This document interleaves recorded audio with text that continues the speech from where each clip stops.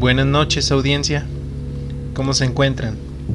La verdad es que estoy muy feliz de hablar con ustedes nuevamente. Hoy es este es el quinto episodio ya. ¿Lo pueden creer? El quinto episodio es mucho trabajo. Parece que no, pero la verdad es que le estoy echando todas las ganas. Espero mejorar día con día. El día de hoy les traigo un tema interesante. La verdad es que vamos a hablar de un libro misterioso, un libro bastante enigmático, y este se llama El manuscrito de Voynich. Es un libro ilustrado que contiene cosas que son desconocidas para nosotros en la actualidad.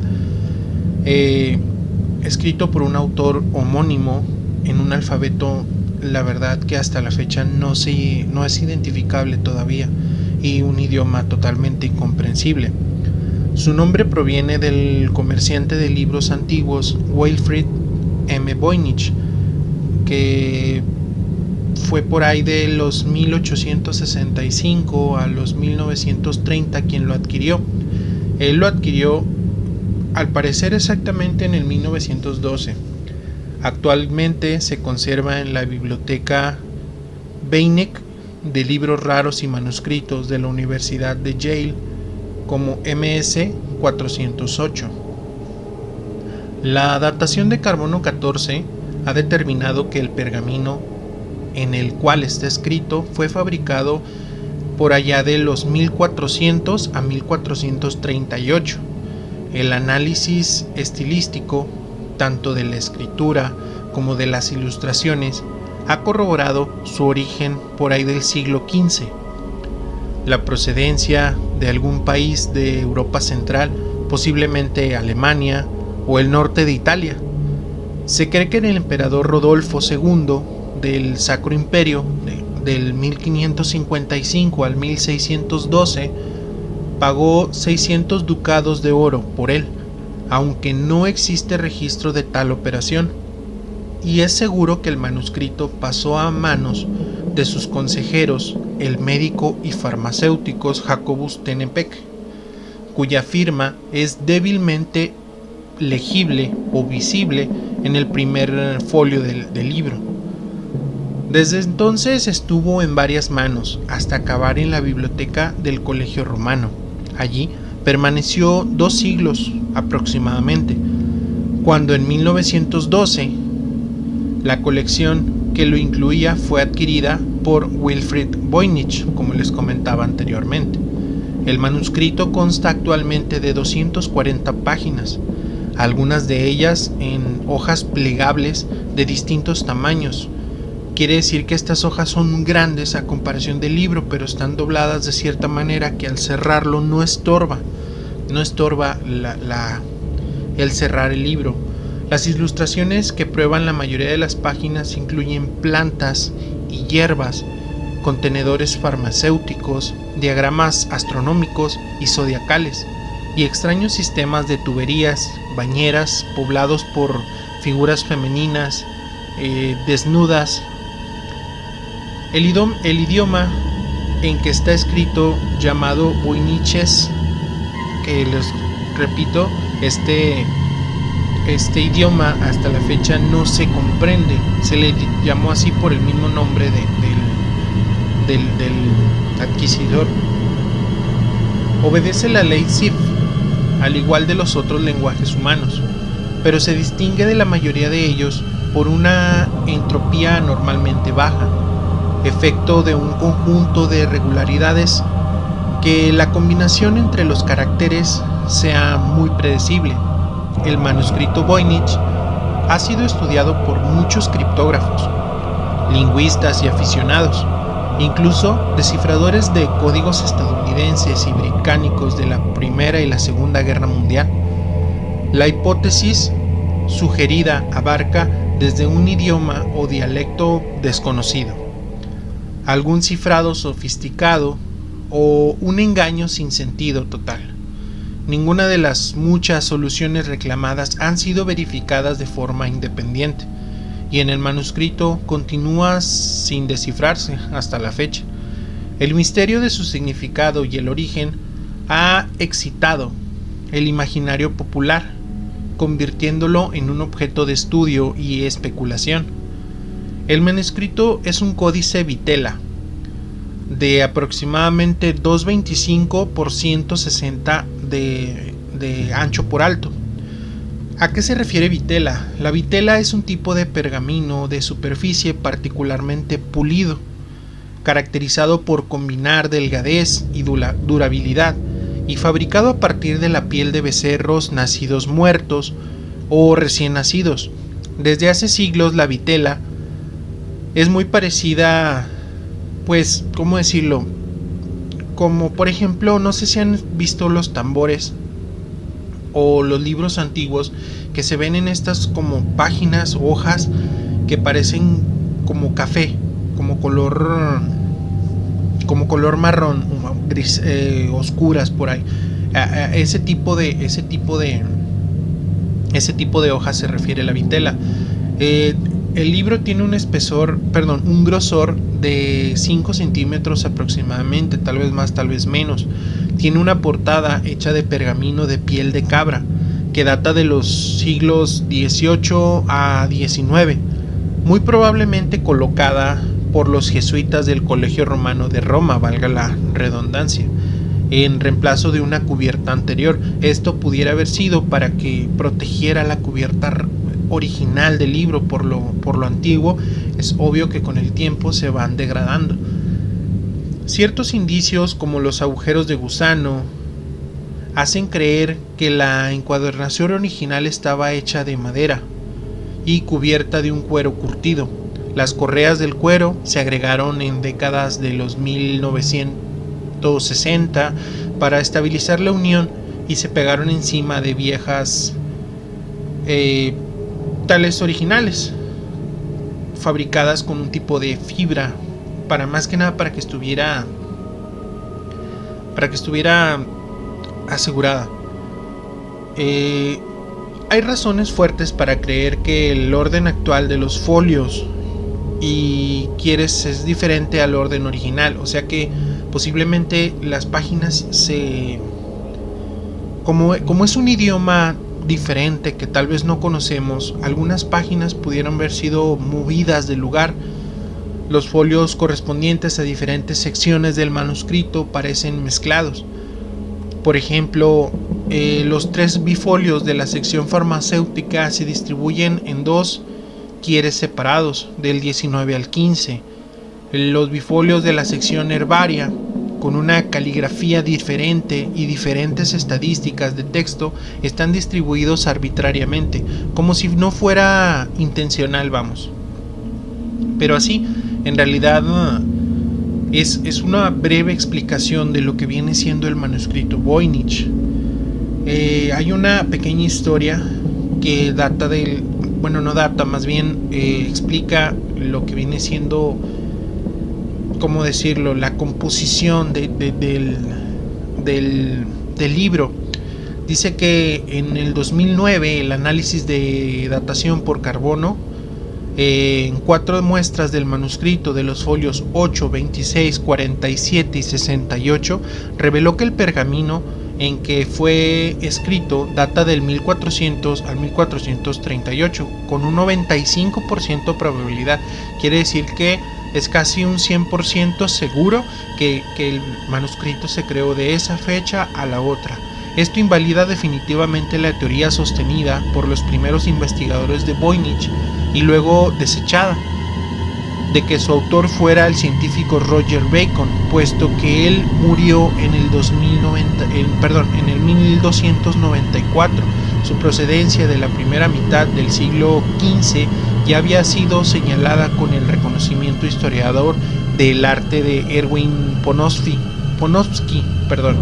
en base de un análisis de ilustraciones. Hay muchas teorías, hay muchas, ¿cómo decirles?, de quién lo creó, quién pudo haber sido, porque en realidad no es nada seguro, no es nada concreto,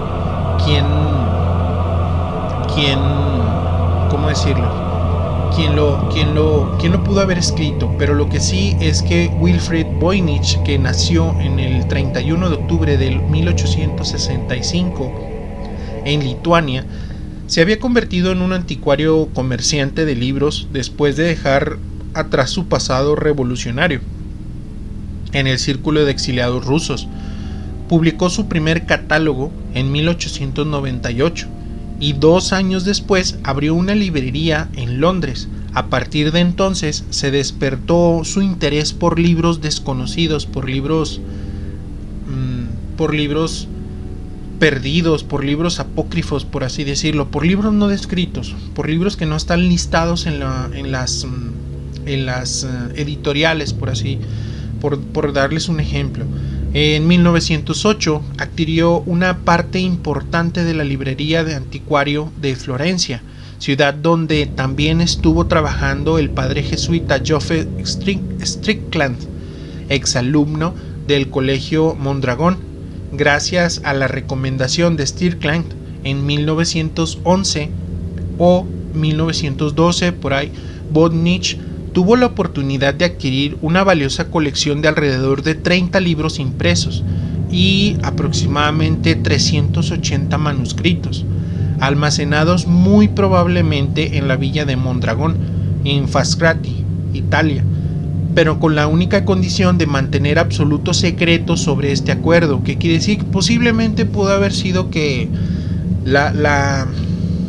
el movimiento de esos libros tal vez no era muy legal, que digamos, ¿no? Ello obligó a Wilfrid Voynich a inventar otra historia sobre la fuente de los manuscritos. De alguna manera tenía que inventarles procedencia, de dónde los consiguió, entonces tuvo que inventar y afirmar en repetidas ocasiones que él mismo los había descubierto en cofres antiguos del sur de Europa o en Austria. La historia verdadera de la adquisición de esta importante colección, en el cual estaba incluido el manuscrito del que estamos hablando, salió a la luz después de la muerte de Voynich. Después de vender algunos ejemplares, se volteó toda la colección y se llevó a Londres para mostrarla a potenciales compradores en subastas. Se mudó a Estados Unidos después de la Primera Guerra Mundial y organizó varias exposiciones mostrando unos 280 libros y manuscritos más valiosos. El manuscrito descifrado Roger Bacon, se le conocía así, fue presentado en 1921 en el Colegio de Médico de Filadelfia. Recuerden que este tipo de subastas son subastas que pueden valer, bueno, hay artículos que pueden valer millones de dólares.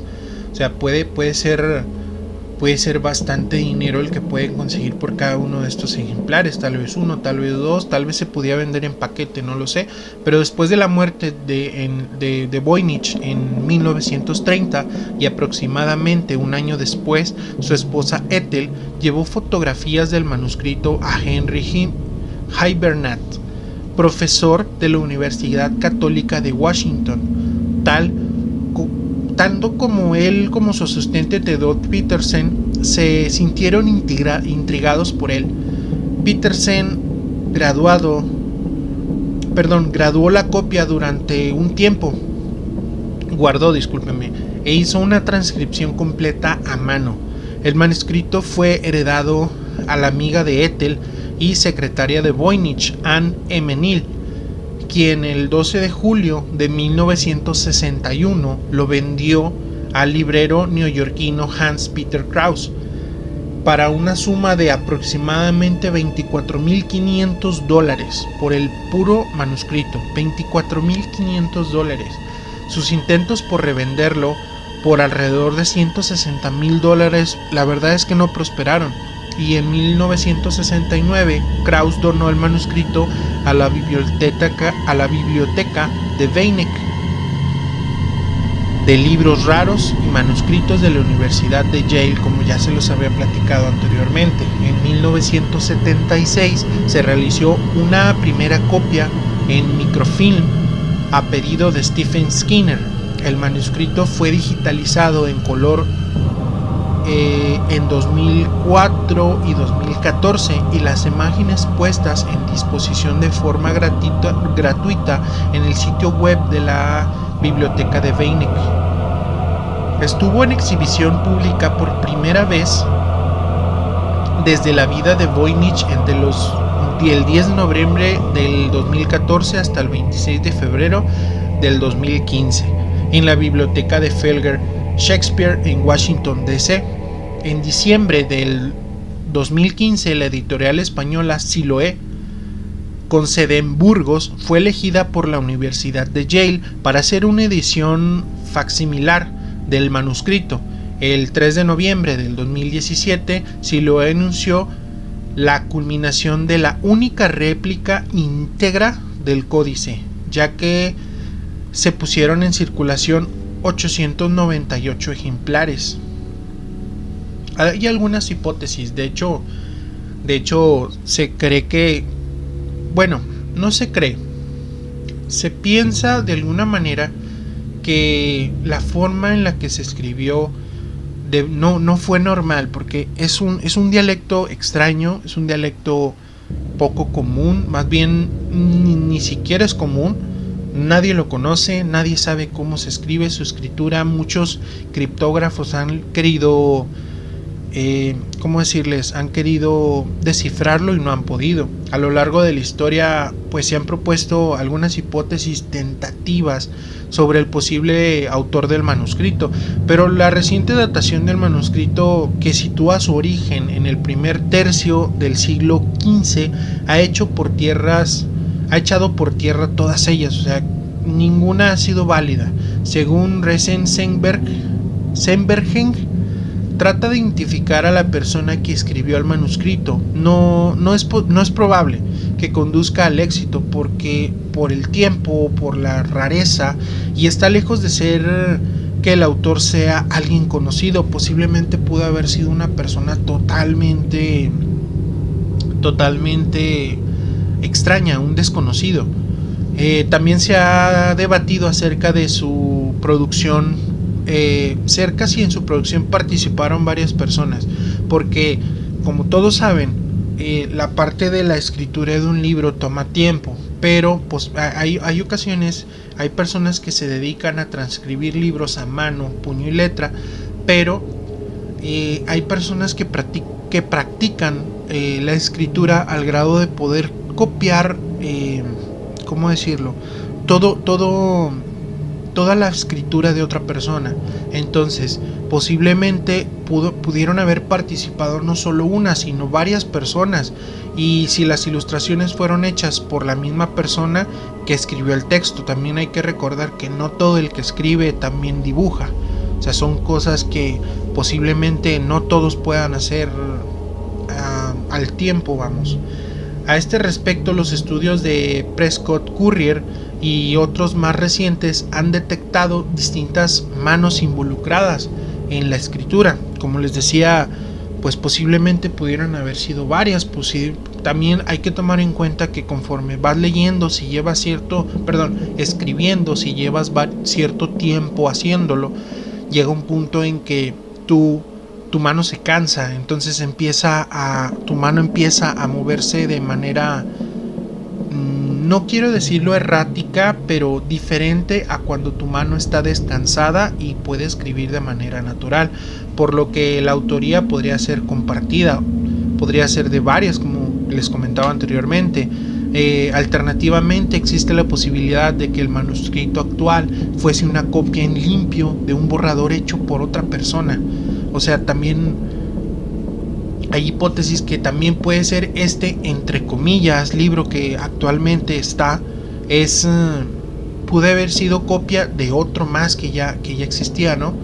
Por ejemplo, el manuscrito fue escrito de arriba a abajo y de izquierda a derecha, como normalmente, pues, si no me equivoco, en la parte de América escribimos así.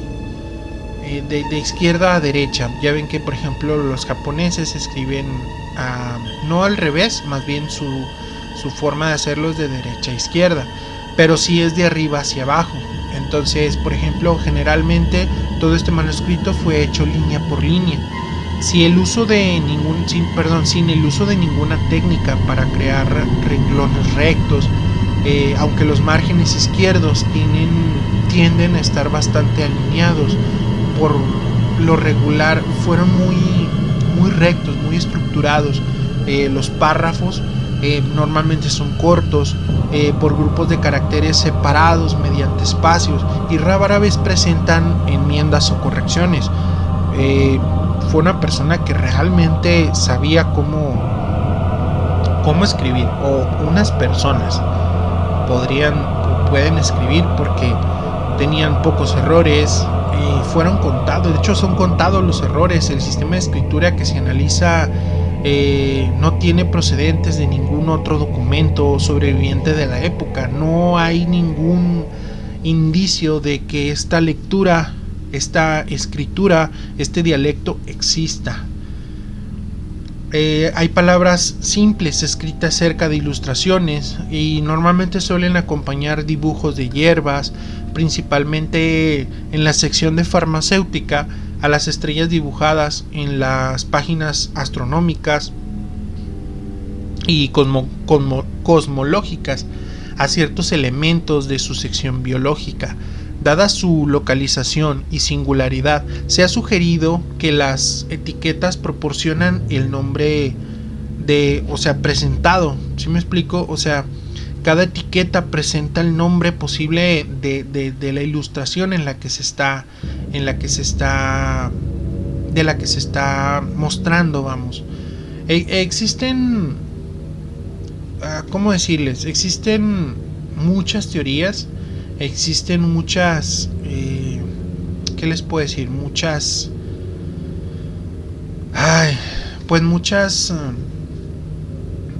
hipótesis.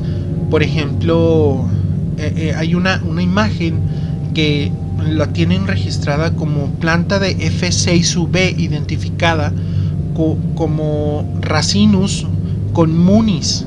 Es una planta que en la parte de arriba tiene como si fuera, ¿cómo llamarlo? Como si fuera dientes de león. De hecho, las plantas que muestran aquí son plantas, muchas que ni siquiera se conocen, pero sí hay varias. Por ejemplo, la Rhinicius communis sí se conoce, la viola tricolor también se conoce, hay otra que es la Cannabis sativa, también se conoce. Pero por ejemplo, en la planta F55R, esa no se tiene registro de qué tipo de planta sea.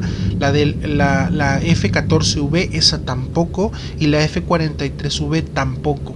Quiere decir que entre la botánica que se muestra, pues la verdad es que se desconoce. Raíces, por ejemplo, también se muestran dragones comiendo hojas, raíces con una semilla similar a las de o sea, ¿cómo decirles? Alas de ave volando. Por ejemplo, hay una imagen que es la F90V. De hecho, todas estas las pueden investigar. Cada nombre que les estoy dando lo pueden investigar en línea. Y ustedes pueden corroborar lo que les estoy diciendo. Por ejemplo, hay una raíz que es similar como a un gato, a un león. Hay raíces que tienen dos rostros humanos adjuntos en ella. Sinceramente son imágenes que, híjole, la verdad están un poco extrañas. Por ejemplo, en la F68V1, hace tiempo, no me recuerdo dónde, de hecho hay un GIF de esa imagen donde se ve que está girando y hace un efecto como que la imagen la editaron de forma que se viera en giro, y se ve bastante padre esa imagen. Entre otras, recordemos que habla de botánica, habla de astrología, habla de herbología, habla de muchas cosas. De hecho, habla, por ejemplo, hay unos ¿cómo decirlo? Como sistema de túneles, por así decirlo, y se ven imágenes donde, por ejemplo, hay mujeres recostadas como en una bañera, están desnudas, pero, o sea, son dibujos muy muy simples, no son dibujos explícitos, vamos, no, la importancia no es mostrar la desnudez, sino la importancia es mostrar la forma en la que se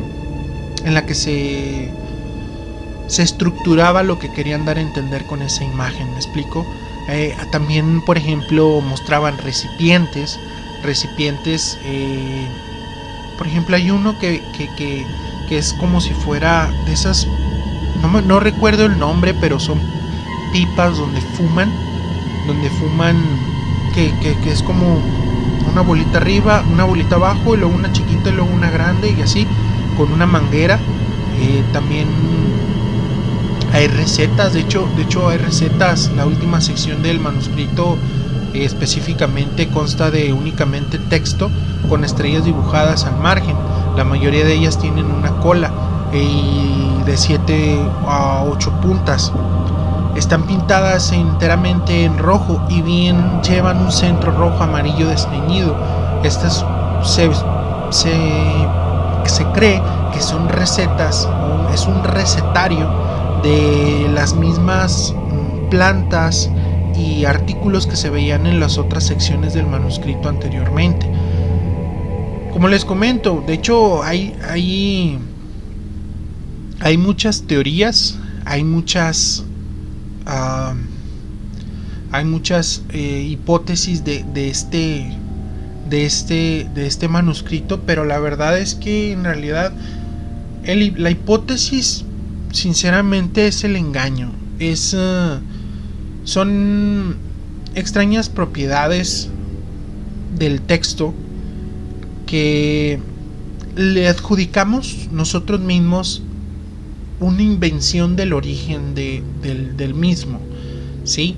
Se ha llevado a pensar, por ejemplo, que simplemente fue hecho a diversión y que en realidad no tiene algo, o sea, no tiene un sentido, vamos, no tiene un sentido de la creación del libro, o sea, fue algo que simplemente se creó y se terminó. Pero pues bueno, miren, esta es la historia más que nada del manuscrito Voynich, cómo se creó, bueno, posiblemente quién fue el último en obtenerlo y de dónde salió su nombre. Este manuscrito es totalmente es misterioso, no sabemos de dónde viene, qué dialecto es, y tal vez no lo sepamos si no tenemos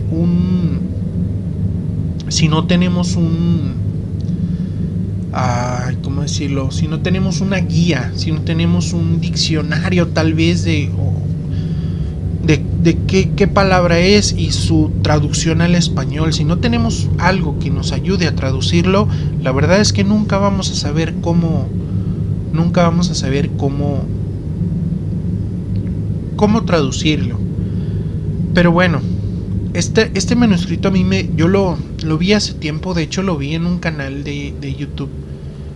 La primera vez lo vi en un canal de YouTube de un canal muy famoso que habla de cosas paranormales y misterios, que se llama Oxlack. Bueno, antes se llamaba Oxlack Castro, así se llamaba. Él hacía tops y misterios. Bueno, creo que tops no, hacía como la historia de tal y así. Entonces ahí fue donde lo vi. Más adelante me quise investigarlo más, me gustó la historia, la empecé a leer, y esto que les acabo de hablar es un poquito de lo mucho que se habla de este tema. Espero les haya gustado. La verdad es que no sé si esperaban una conclusión, de la historia. La verdad es que no la tiene, la verdad, dudo mucho que la vaya a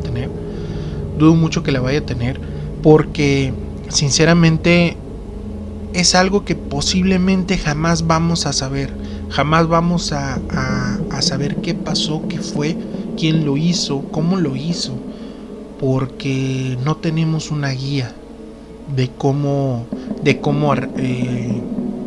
descifrar lo que viene ahí adentro.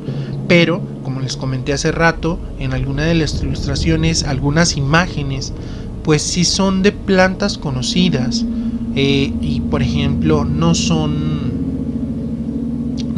cosas tan descabelladas, pero hay otras que sí definitivamente pudieron haber sido plantas que se extinguieron en aquel tiempo, pudieron haber sido plantas que en realidad fueron totalmente inventadas, ¿no? Por ejemplo, la de la raíz con como que parece un león, pero también, por ejemplo, hay que recordar que también no es tan descabellado. Hay que recordar que hay una planta, la mentada mandrágora. Tengo entendido que esa tiene como si fuera un cuerpo de un bebé, no como en Harry Potter, así que es literal un bebé amorfo, no. Sí, realmente tiene la forma como de un mini humano chiquito, y sus leyendas pues es lógico que no son reales porque es una simple planta, pero creo, hasta donde yo tengo entendido, creo existe y realmente tiene esa forma. Entonces también por otro lado no se me hace tan descabellado que la forma de la raíz en aquellos tiempos, el que lo escribió o dibujó o ilustró, pude haber dicho, es que esta raíz me parece un león, entonces yo la voy a dibujar a algo parecido.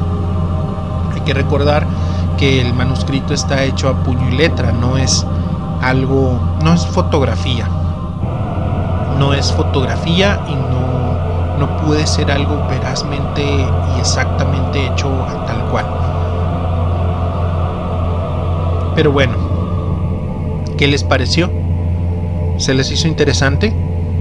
Me gustaría saber si les gustó, me gustaría saber si les agradó la historia. Bueno, más bien esta historia del libro, del manuscrito de Voynich, su origen, su último adquisidor. Me gustaría también saber si les está gustando mi contenido. Me gustaría que le dieran like, se suscribieran, si es posible. Yo sé que lo repito mucho, pero me gustaría saber sus historias. Me gustaría que me mandaran un correo al correo del canal, valga la redundancia, y me manden su historia. Ahí créanme que la voy a estar leyendo, les voy a estar poniendo atención para, si en un futuro y con el permiso de ustedes, poder subir una compilación de historias de mis seguidores, de las personas que están escuchando este podcast. Esto fue Podcast de la Noche. Recuerden, suscríbanse, denle like, activen la campanita si les gusta nuestro contenido para que les avise cada vez que subamos un video nuevo. Hasta luego.